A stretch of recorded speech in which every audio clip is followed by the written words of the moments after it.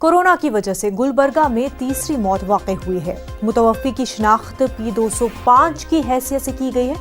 10 अप्रैल को इस शख्स की कोरोना पॉजिटिव रिपोर्ट सामने आई थी। मुतवफ़्फ़ी किस तरह से कोरोना के असर में आया था ये वाज़ेह नहीं हो सका है, इसलिए उसे कम्युनिटी ट्रांसमिशन का मामला समझा जा रहा है।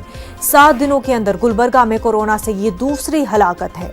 कोरोना से मुल्क में पहली मौत गुलबर्गा में ही वाक़ई हुई थी। 76 साला बुजुर्ग का 10 मार्च को इंतकाल हुआ था।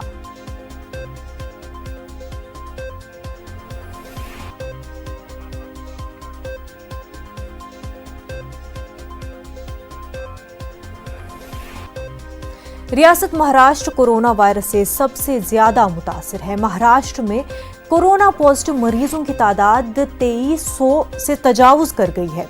पिछले 24 घंटों में 352 नए मामले रोशनी में आए हैं। महाराष्ट्र में कोरोना से होने वाली हलाकतों की मजमूई तादाद 160 हो गई है।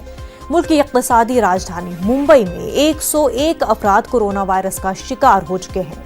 महाराष्ट्र में 229 अफराद सेहतयाब हो चुके हैं।